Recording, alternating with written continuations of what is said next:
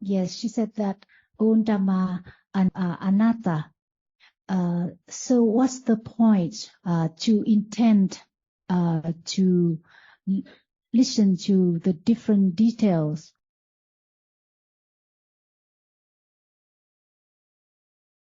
Shall we begin again? Every day, what is heard is not enough. That's why Buddha taught for 45 years just about what he had said from the very beginning. All dhammas are anatta. But now I see, is it anatta or dhamma or I? That's why never enough to begin again and again and again, a little more closer to the truth. Because the truth is not just be heard, but it can be realized. But it cannot be realized so easily, just at will or just a little understanding.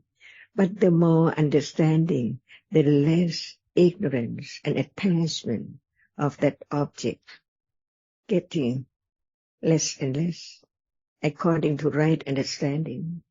If there's not enough right understanding at all, it's just the word that we remember about citta and intention and so on.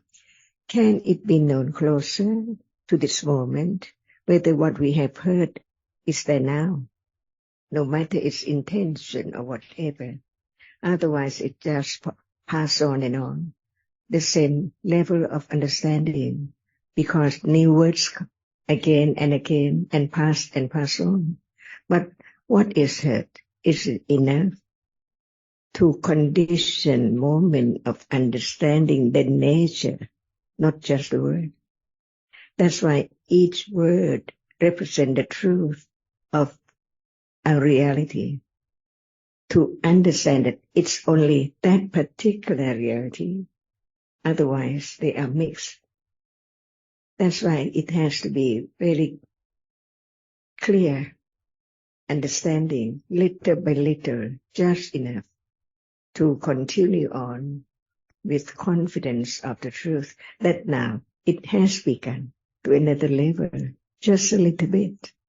So the meaning of begin again is just consider again, and it develops again a little bit. Otherwise, it cannot develop on a little bit at all. Does anyone want to have lots of very quickly understanding of what is heard? Impossible. That's why, does anyone consider again and again what is heard to get closer to this moment? For example, we talk about citta. Is it close now to this moment or not yet? And we think about at the moment, citta with such and such different conditions. But if there's no understanding of what is heard now, can there be a moment of understanding even citta as it is? Because it's so close. Nothing is so close or as close as citta, the chief, the master of what is there now appearing. We think about how many cittas are there, how different they are by different cetasikas. What moment is there? Is it now?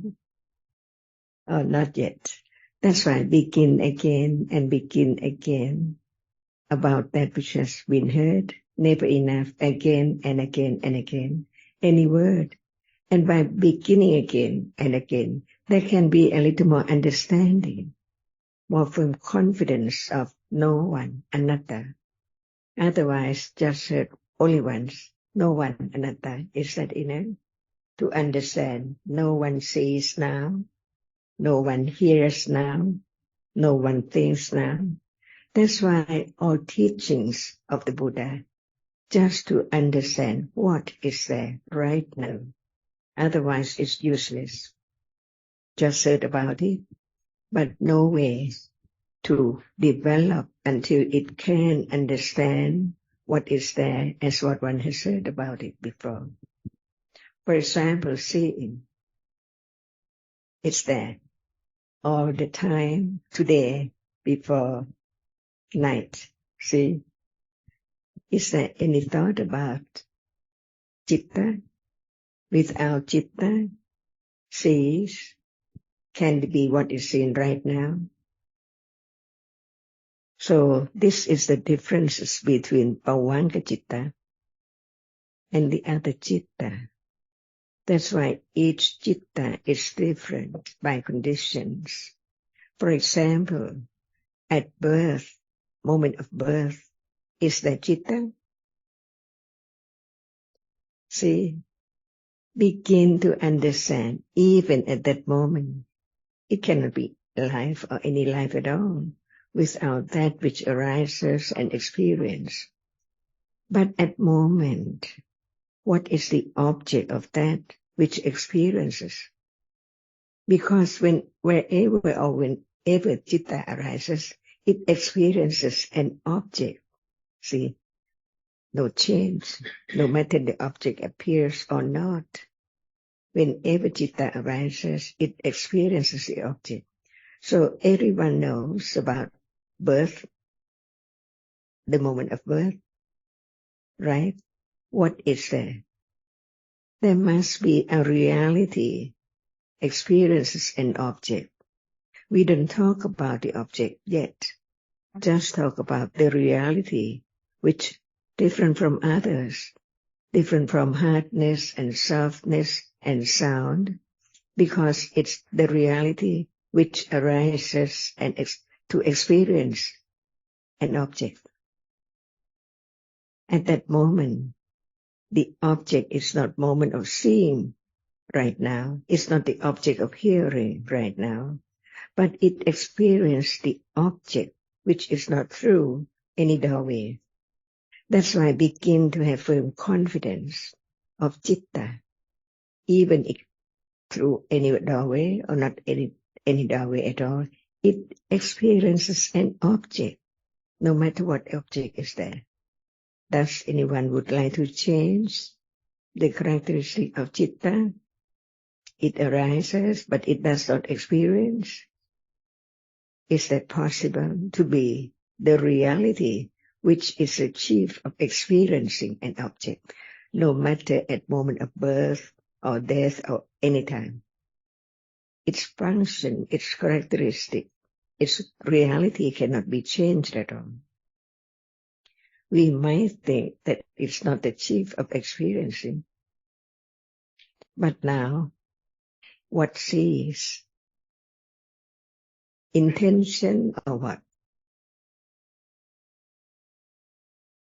See, Dhamma is so very subtle, so deep, just the word only cannot lead to experience subtle truth. That's why it needs more and more, on and on, considering about what is heard again and again and again. Is that the words of the Buddha? Or just once is enough? Not at all, because it's so very subtle. So now, is someone saying that citta is not the chief of experiencing an object? Change it? Impossible. The object does not appear, so where's citta? No matter the object of experiencing is there, appearing or not, citta is there, for sure. So, is there citta right now? Beginning to think about it. Otherwise, always forget about it all the time if you don't talk about it. Even now, we're talking about it. Is there any understanding of the nature of that which now experiences what is there appearing now? See? So, no matter what appears, citta is there, not the object, but it experiences the object. So, it sees, it hears, it smells, it tastes, and it touches. See? At that moment, with our firm understanding, the idea of self is so very strong because not enough understanding to let go the idea of self. No matter what is their experiences and object, citta, or that which is not citta, the cetasikas, the realities which arise with citta, even that, who knows that it's not self? It's a reality which experiences the object, but not as that which is the chief. Even the two has to be clearly known. Otherwise, when they are there together, no doubt it's I all the time. Because now I see, I like the object which is seen. I think, does anyone like this? It look beautiful or not? See? Who condition such thinking, liking, experiencing to arise together in a short moment, just one moment at a time. No one can imagine one moment at all. At all. Because at moment when whatever kind of citta arises, no one can change it.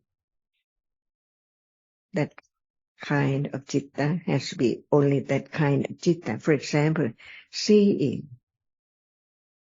Nobody can change seeing not to see, or change it to like. Impossible, because Dhamma is Dhamma. No one can change the truth of Dhamma. That's why it's Dhamma, the reality, a reality which no one cannot change its truth at all. It experiences the object, it has reason and experience the object and then following. Who can change? It's gone. Or who can make the next moment to arise? Impossible. Learning about what Buddha said again and again in order not to forget what we have heard. But today we think a lot about other things. Can you try not to think about other things?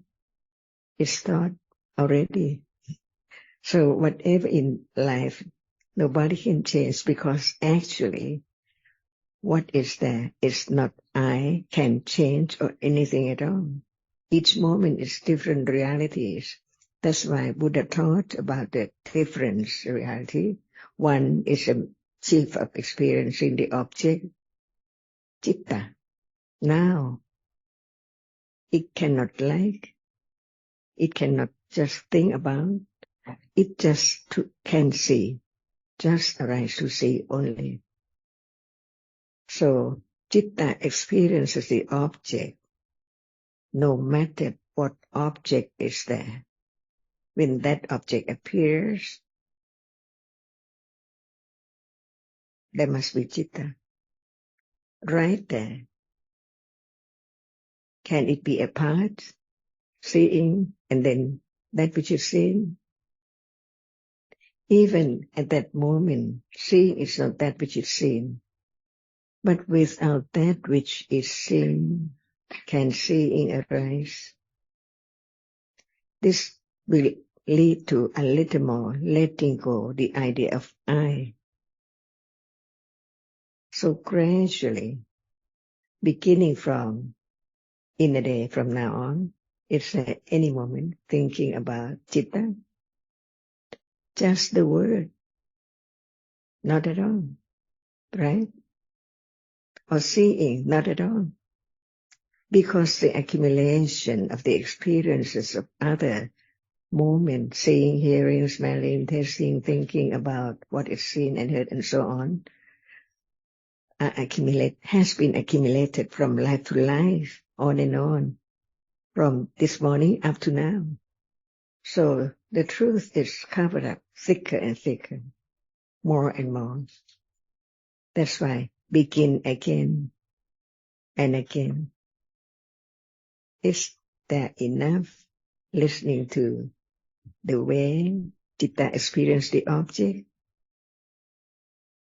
See, and right now, see, to understand the teachings of the Buddha, not at the moment. Because if we think about the word not now, how can there be the understanding of that which is now appearing? Because just thinking about that which hasn't arisen yet. What would be next moment? Who knows? Anatta, see, it's not under anyone's control or tried so hard to have it arise at all, no matter what. Learn to understand what is there in life, little by little. At moment of touching, while eating, what is there? It's experienced by citta. Each moment, no matter the food is not on the plate yet, and then it is there on the plate. Every moment, citta must be there, arising and falling away all the time. So we learn a little more of citta, the function of citta, different function.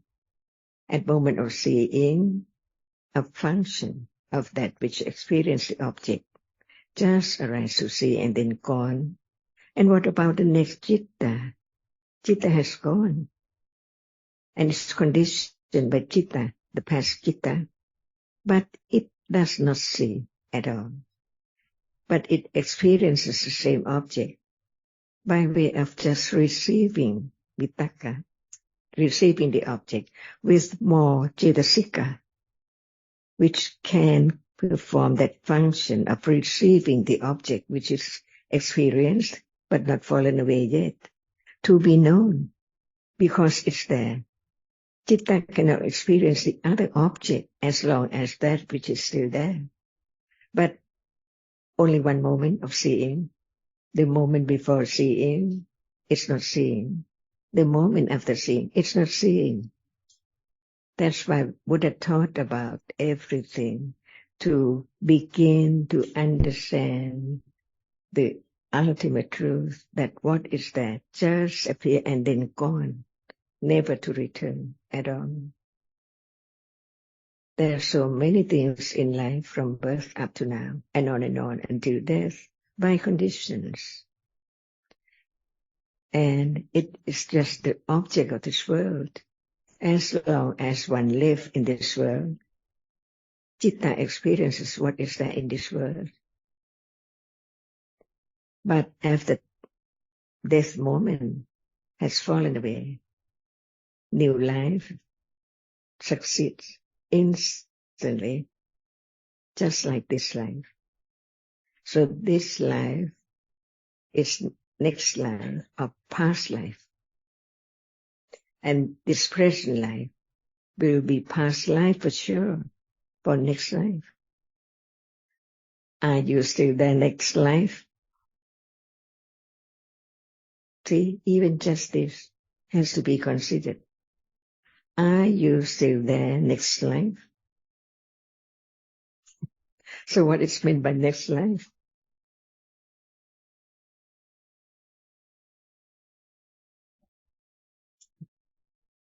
And how long there will be this person in this life, in this moment? This person, depending on conditions. So just live to see, and there is ignorance and attachment and not understanding what is there. So attached to whatever is there appearing instantly. What is meant by instantly, not the split seconds yet. It's just shorter than that, see. And this is a beginning to appreciate or to pay respect to the words of the Buddha.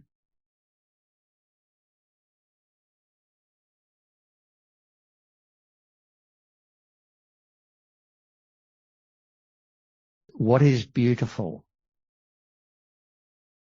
In the conventional terms, beautiful means not only something that's beautiful to the eye, but beautiful to listen, beautiful to taste. Right. I think that is the conventional Yes. meanings. Is the truth beautiful? We come to think about that we have heard. Begin again, begin again. What is beautiful?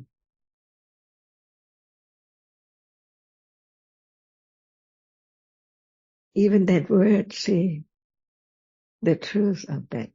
What is that?